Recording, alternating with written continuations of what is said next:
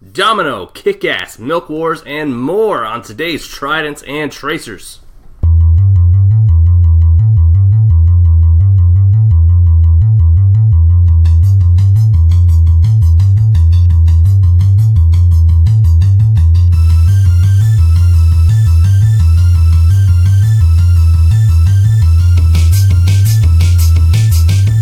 Hello and welcome back, everybody. A brand new episode of Tridents and Tracers. We're back, better than ever. This is a whole new fucking show. It's been at least a month, maybe closer to 2 months since I've done one of these. And the main reasoning is I was trying to figure out exactly what to do with the spin-offs, both noob reviews and Tridents and Tracers. For now, I don't know if I'll be doing any more noob reviews, so I'm taking what was once noob reviews and Tridents and Tracers, and I'm just sort of combining them into a newer, bigger, and better show. So now, Tridents and Tracers is going to be news, reviews, previews, some lists, some ranking, and even some guest spots. I've already reached out to maybe half a dozen people about future guest spots on the podcast. And for anyone I haven't reached out to, if you're interested, if you have a specific comic, graphic novel that you love, that you would like to talk about with me, or even an interesting conversation related to comic books you'd like to talk about, just let me know. I'm looking for more guests. So yeah, this is the new shit, as Marilyn Manson once said, and as Eddie Murphy once said, my girl wants to party all the time, but I guess that doesn't seem too relevant now that I think about it. We're gonna kick this right off with just jumping into the new format. Again, now, it is news, reviews, previews, lists. That sounds a lot like Jedi Dropouts. I know what you're saying. You're saying, Ryan, it's the same fucking podcast you're already doing. But no, because that one is movies, TV shows, a lot of pop culture. This is strictly comic books. That's all I'm talking about here. Like, I might announce that a comic book has been picked up for a movie or TV show, but I will not ever review that show on here. This is not what I'm touching on here. That shit is saved for Jedi Dropouts. This is all about the books. This is about the ink on the page. So, jumping right into it, I didn't have a whole lot of reviews prepared for this one. And let me clarify, it's not going to be reviews in the same way that it was. It's not going to be the weekly new issues, although it might be. If I happen to read a new issue, I will. But I'm going to be spending a lot more time trying to go back and reading series that I might have missed out on. So what I have in terms of reviews today is just what I happened to read over the last month or so. So first up is a little mini-series, 4-issue mini-series called Happy by Grant Morrison. And I only knew about this is because they started the TV show in December on Sci-Fi, starring Christopher Maloney from Law & Order SVU fame and Patton Oswalt. Now, the book itself follows an ex-cop, Nick Sachs, who is a depressed alcoholic hitman for hire, and through a series of events, he's tracked down and followed by a little girl's imaginary friend that is a blue flying horse named Happy. Sounds pretty ridiculous, but it's actually way more violent and fucked up than you would expect. Nick has to try and save the little girl. She's been kidnapped by a deranged man in a Santa Claus outfit. It's really fucked up and really fucking good. It's very much in the same vein as something like Preacher. I mean, I wouldn't say it's on the same level as Preacher. Preacher's amazing. But this is my first time reading any Grant Morrison, surprisingly enough. That's a big void that I need to fill in my my comic reading. But I mean, this makes me want to read more, for sure. Great original characters, which, I mean, when you're reading comics and you're introduced to characters outside of the I guess the popular general status of characters, it's great when you come across something and the characters just jump off the page and you immediately feel like you know these characters. And Nick Sachs is definitely one of them. I haven't watched any of the TV show yet, but if I do, I'll touch on that on a different podcast, not this one. Secondly, I read the entire Scott Pilgrim series by Brian Lee O'Malley. Now, Scott Pilgrim is something I've been a fan of for many a year. I had read the first 2 volumes back, I want to say 2010, 2011, around about. I think it was 2010. And just prior to the movie coming out. And I love the movie. I've talked about Edgar Wright many a time on Jedi Dropouts, but I never got around to finishing the series. And I got the box set last summer for my birthday, so over Christmas I was like, you know what, I'm gonna finally sit down and read this whole series. And it is so fucking good. Like, oh my god, it is. It's gotta be one of the greatest comics I've ever read. Very, very Canadian, because it all takes place in Toronto. And you can tell it was written by a Canadian because it seems genuine enough. And man, it's just so much fun. It's very video game inspired. Great sense of humor. If you don't know the series, it follows Scott Pilgrim, a Toronto musician, plays in the band Sex Bob-omb. He's not very good, the band's not very good, and he's kind of a douchebag. Not a very self-aware douchebag. Not in like a villainous way, not in a hateable way, but he's not a good guy.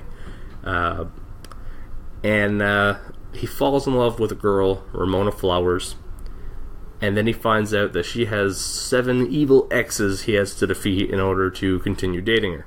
And that's the basis of the whole series. He, throughout the 6 volumes, defeats the 7 evil exes. And it's a lot of fun. They turned it into a movie, all 6 volumes in one movie, which worked out surprisingly well. Definitely recommend Scott Pilgrim, and even other works by Brian Lee O'Malley. He's great writer.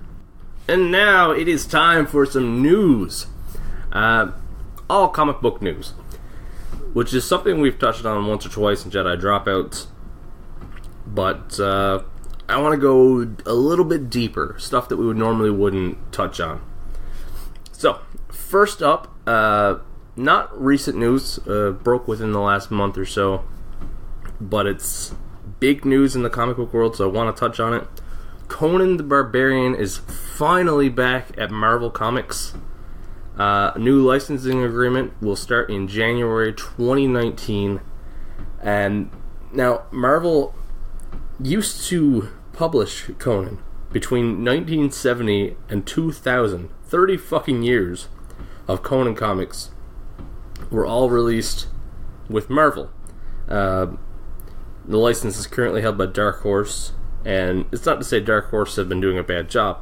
I haven't actually been keeping up on the Dark Horse Conan stuff, but Marvel released this fucking badass teaser art featuring Conan standing on like a battlefield side by side with Wolverine and Thor. So I don't know if they're gonna actually bring Conan into the Marvel universe in that way, but that'd be really fucking cool. Even if they don't, Marvel will do a great job. But it's huge news. Had to touch on it. Probably my favorite news to break in the comic world is the resurgence of Kick-Ass. Kick-Ass series from almost 10 years ago now. Mark Millar, in my opinion, one of the greatest comic writers all time. And I'm going to touch on it a little more later when I do the preview section of this episode. But Kick-Ass is coming back this year, and it's coming back with a new character in the mantle of Kick-Ass. Dave Lazowski was the original. I'll touch on the replacement later on. But Mark Millar said in the news this week he plans to reboot Kick-Ass again in 5 years' time. Which, I don't know how people are taking that. I think a lot of people are confused, as the second iteration of Kick-Ass is not even out yet. But he says that he always thought of Kick-Ass as a legacy character in the same way of Doctor Who, Green Lantern, The Flash, James Bond, that sort of thing. And I'm on board for this because I'm all about legacy characters. I think more characters should do this. I think Marvel should be doing this with Captain America, Iron Man. I mean, they should be doing this with Batman more. Because when you pass the mantle down, you get these great characters you didn't expect to grow on people, like Scott Lang, Ant-Man, or even Batman Beyond. Passing the mantle on is such a cool idea, and I just don't know why we have to stick to. I mean, Miles Morales is another example. Like, why does it always have to be Peter Parker? So I'm on board with this. If Mark Millar wants to give us a new character in a Kick-Ass costume every 5 fucking years, I am gonna read every issue of that shit. Next in the news, we've got Gail Simone's Crosswind being adapted for a TV show at Sci-Fi. Gail Simone is known as one of the greatest female comic book writers, probably all time. Her first original series with Image Comics, very near and dear to my heart, is Crosswind. Now it's a series about a hitman and a housewife whose bodies are mysteriously swapped. It's described as being like Freaky Friday meets Goodfellas. First volume's out. I haven't read any of it, but I'm probably going to have to now. And Gail Simone herself will be writing the pilot. So, sounds pretty fucking good to me. Sci-Fi are doing some cool stuff. Lastly, in the news, another series I haven't read any of, but is like at the top of my list. A little series called Birthright. Again, Image Comics. It's been announced they're going to be making a Birthright movie adapted by Robert Kirkman of Walking Dead fame over at Universal. So the series itself is written by Joshua Williamson with art by Andre Bresson, and listen to this premise. It centers around a family devastated by the disappearance of their young son, and a year later a grown man appears claiming to be their missing child and saying he's been to another world. So you've got your classic fantasy series of, you know, a kid being drawn to a different world or a different dimension and has to grow up and be the champion or the hero of that world. But we don't see any of that from what I know. You just see the return of that kid as a full-grown man to his world. And this is one I've heard such good things, and this is one of those series that I just haven't got around to yet. And I'm not even sure. I think they're probably like 40 plus issues into this thing. I could be wrong there. I know they're a ways in.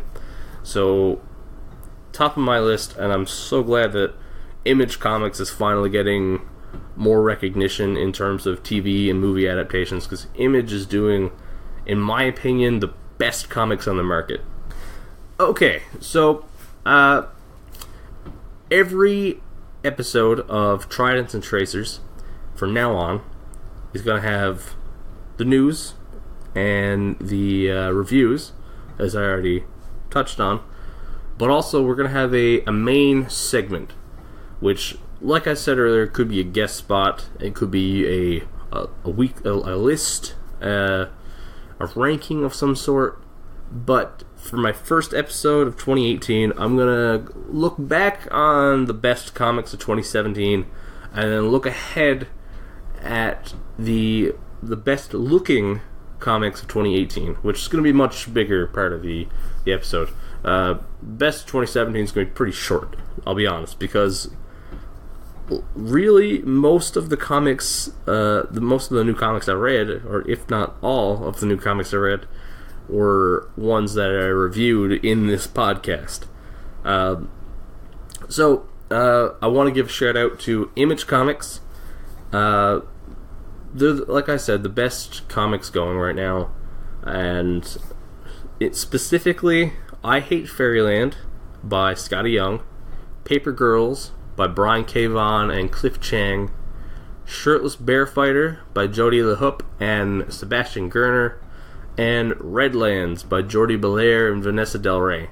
Those 4 series were my personal favorites from Image over the last year. All fucking fantastic, all definite recommends, but not the best, because the single best comic, hands down, I read last year was Tom King's Batman. Specifically, Volume 4, War of the Jokes and Riddles. Make sure I got the name right. War of Jokes and Riddles. Where you have an all-out war over Gotham between the Joker and his army, and the Riddler and his army, and Batman in between. Batman taking sides. Holy shit. What a fucking comic. I can't recommend it enough. Not just for Batman fans, but just if you enjoy comics at all, fucking read that shit. So like I said, best of 2017, pretty short, because I didn't read that many new comics, and what I did, I reviewed on here. I'm gonna change that this year. I think I'll stick to reviewing more older series I'm going back on, and keeping the new stuff to myself for future considerations, if you will. Now, let's get started on the main area of the episode, the best upcoming comics of 2018, and it is a long fucking list, because holy shit, I expected to get maybe 5 or 10, and I just kept finding shit. To start things off, a prequel series being released 20 years after the original. Frank Miller is finally following up 300 with, now it's quite the mouthful of a name, Xerxes, The Fall of the House of Darius and the Rise of Alexander, Issue 1. Say that fucking 10 times fast. That's coming out April 4th. It's a prequel to 300, same comic as the film, if you're familiar. Great comic, by the way. The story focuses on the Persian Emperor Xerxes setting out to avenge his father's death. I mean, I really enjoyed 300, and then Frank Miller is a legend in the comic industry. If you're not familiar with Frank Miller, you should really check out not everything he's done, but most things. Maybe maybe stay away from Holy Terror. Can't quite recommend that one. Sin City, Dark Knight Returns, Daredevil. I mean, Frank Miller's the guy. Second up, of course, I had to touch on some Archie comics. And my personal favorite line in Archie comics right now is the Archie horror comics. Currently featuring Afterlife with Archie, The Chilling Adventures of Sabrina, and Jughead the Hunger. Well, they're adding a fourth series, Vampironica. Vampironica? I'm not sure how to pronounce that. Vampironica number 1 comes out March 14th by Greg and Megan Smallwood, and it's exactly what you think. Veronica's a vampire. What more needs to be said? These comics are fucking great. Archie paired with horror is just a fucking perfect combination. I strongly recommend Afterlife with Archie, and I'll definitely be reading this because I can't stay away from Archie horror comics. Now, we're going to get right into Marvel comics, because I mean, I can't not touch on Marvel. They don't have quite as much going on as DC, and you'll see what I mean in a little bit. I'm sorry about just how much DC there is, but DC are doing huge things. So Marvel, starting off, we got X-Men Red, following up on the current series X-Men Blue and X-Men Gold. Both fantastic, by the way. X-Men Red comes out February 7th, written by Tom Taylor, and features the return of Jean Grey. Finally. Jean's team here is interesting. You got Jean Grey, the leader, obviously. Namor, the submariner. Nightcrawler. Gentle, the Wakandan mutant. 2 different variations of Wolverine. Not Logan Wolverine, but Laura and Gabby, who are variations of Wolverine that have appeared in recent comics, and a brand new character named Trinary. So it sounds like an interesting mix, and I'm on board, of course.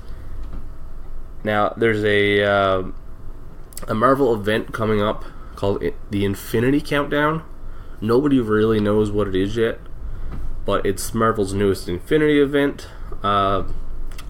It's gonna revolve around the Infinity Stones, and the first cover features Wolverine, Gamora, Loki, Adam Warlock, Captain Marvel, and Super Skrull.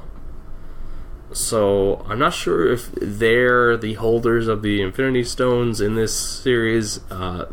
It's by Gary? Yes. No, sorry. It's by Jerry Duggan and Mike Deodato Jr. February 21st for that one. This one there's no official date for yet. The Amazing Spider-Man number 801 is going to be Dan Slott's final issue of Amazing... No official date for this one yet. Amazing Spider-Man number 801. This is going to be Dan Slott's final issue of Amazing Spider-Man. He's been the writer there for 10 fucking years. He's apparently moving on to write Iron Man. Not sure what he has planned for his final arc here, but it's going to be interesting. He's been doing great things with Spider-Man. Lastly, the most exciting, in my opinion, Marvel comic coming out this year, Domino, is getting a solo series written by Gail fucking Simone. As I mentioned earlier, Gail Simone, one of the greatest female comic writers all time. Known for, well, for starters, for writing great female characters, but also for a long run on Deadpool.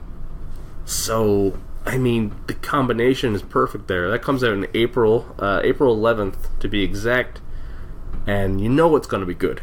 Okay, let's move right on to DC Comics. They have so much going on.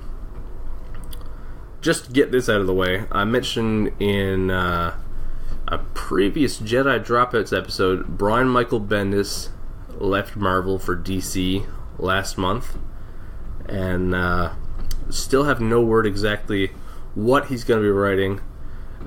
We know that he is cluing up over at Marvel, and he's probably going to have something for DC by the end of the year, I would imagine. I have no idea what he'll be writing, but I can't wait to see it. Now, here's the DC event I'm actually really excited for. It's called Milk Wars, and it's a crossover between Young Animal Comics and the DC Universe. It's composed of 5 double-length one-shots, and it tells the story of how both groups, the heroes from the Young Animal Comics and the Justice League, have to team up to defeat the mysterious group Retco. It's fucking bizarre. Retco apparently traveled through dimensions to steal and repackage stories, so it's very meta. And their muscle, like their brawn they use, is essentially a Justice League ripoff of Superman, Batman, Wonder Woman, except they're named Milkman Man. Yeah, you heard that right. Wonder Wife and Father Bruce, which is fucking insane. So the 5 comics that make up the Milk Wars. We have a JLA Doom Patrol special. That came out today, actually, January 31st. There's a Mother Panic Batman crossover. There's Shade the Changing Girl Wonder Woman. There's a Cave Carson Has a Cybernetic Eye and Swamp Thing crossover. And then we've got a Doom Patrol JLA, which is the same as the first one, but reverse. Dates on those are weekly, starting today. And they'll clue up February 28th. And somewhere amongst the Milk Wars, they're going to introduce the new character for the new Young Animal series, Eternity Girl. Don't know much about her yet, but I'm on board for anything Young Animal. Young Animal is taking DC and making it weird as shit. Next up, we have yet another DC event. Not the last of the DC events I'm going to talk about today. It's called The New Age of DC Heroes. And that is a whole new line of brand new superhero comics, starring mostly newly created heroes. Some of them were introduced over in Dark Knight's Metal. Some of them are brand new, never before seen. Some of them you have seen before. There's too many to go into detail about every individual comic, so I'm just gonna give you the name, the date, and the writers on these things, because there's actually quite a few. We've got Damage by Tony S. Daniel and Robert Venditti, that's already out. The Silencer by John Romita Jr. and Dan Abnett, that's out now. Sideways, not the Paul Giamatti movie, by Kenneth Rocafort, Dan DiDio, and Justin Jordan, that comes out February 14th.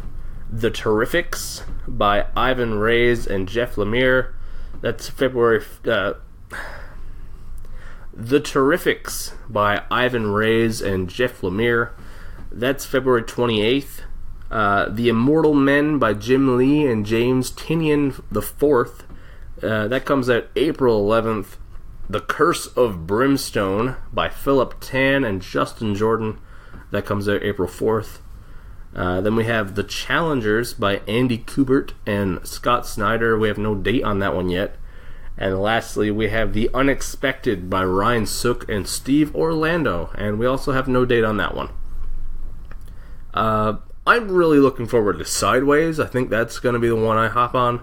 The Terrifics also looks great, but they all look very interesting. Who knows what's going to come out of this? Okay, the last DC event, last DC comic I have to touch on. For starters, Dark Knight's Metal, the huge DC event that's been going on for a few months now. That's cluing up on March 14th. I haven't read any of it yet. I might just have to fucking binge it. But that's going to lead directly into a 4-issue miniseries called No Justice. That's written by Scott Snyder. And apparently in this series, Brainiac warns the Justice League of an extinction-level threat they must prepare for somehow and they end up working with criminals and villains and splitting into 4 separate Justice Leagues, and they're all very specifically tasked leagues, and the team-ups here are fucking interesting.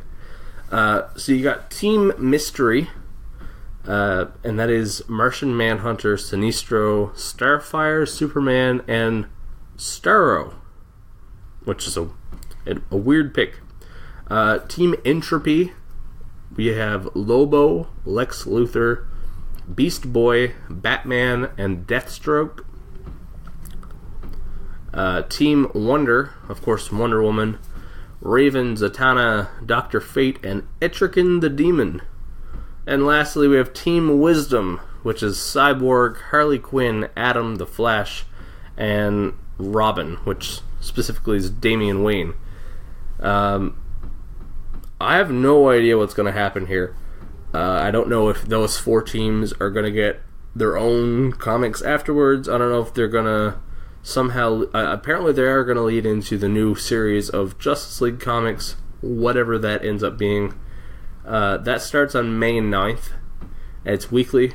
So 4 weeks straight we're going to get an issue of No Justice. And I look forward to it. We've got a couple more comics left. I saved the ones I am personally the most excited for to touch on last. First up, one I did not know about until like 2 days ago. League of Extraordinary Gentlemen, Volume 4, The Tempest. I fucking love the League of Extraordinary Gentlemen. One of my favorite comics all time. Alan Moore and Kevin O'Neill. Apparently this is going to be their retirement project from comics altogether. I mean, it's sad to see them go, sure, but what a way to go out, right? One of the most underrated comics. It's going to be a 6-issue series, and I am so on board for this. I fucking love League of Extraordinary Gentlemen. If you haven't read it, one of Alan Moore's best, which is a bold statement. Lastly, this is the one, from Image Comics, Kick-Ass is back, as I mentioned earlier. Kick-Ass #1 comes out February 14th, starring the new Kick-Ass, Patience Lee. She's a black woman in her 30s who served in the military. Mark Miller, John Romita Jr., of course, are back, and it's the new era of Kick-Ass. Kick-Ass is another favorite of mine, and I can't wait for this. And hand in hand with the new Kick-Ass, of course, is the new Hit Girl comic. That comes out 1 week later, February 21st. Mark Miller again with artist Ricardo Lopez Ortiz. Apparently the new Hit Girl series will follow Mindy again as she delivers justice around the world, and the first arc is going to take place in Colombia. I'm mostly excited to see the second arc of this because Kevin Smith is going to write it, and I love Kevin Smith, and I love Hit Girl. It's a fucking match made in heaven if you're into that kind of thing. Well, that's all the previews I have for 2018. There are many more comics I didn't touch on. Those are just the ones I think are most exciting. And this has been the first episode of the new Tridents and Tracers. This is sort of what you can look forward to. I'm gonna say every 2 weeks. Just to be safe. It could be more often than that if I have free time. But at least every 2 weeks. And again, I'm looking for guests. I'm going to have guest interviews. I mentioned it earlier, but I will end on that again. If you love comics, if you like comics, if you have something to say about comic books, or even just a comic. If you read one comic once that you liked and you want to talk about it, then come talk about it with me. Just give me a message. You can contact me on Facebook, Instagram, Twitter, on Twitter at Shenanigandolph, on Instagram at CaptainWow44. You can contact me through the Jedi Dropouts social media pages, however you want. Make sure to listen to episodes of Tridents and Tracers, as well as episodes of Jedi Dropouts at www.jedidropouts.podbean.com, or on YouTube, Google Play, iTunes, Podbean, wherever the fuck you want to listen to your podcasts. But also, go give James a watch over on his YouTube channel. He's doing his series James is Bad At, currently playing ukulele. Go give him a watch, doing some good stuff over there. And for now, thanks again for listening. Really appreciate all the support. And that's it. That's a wrap.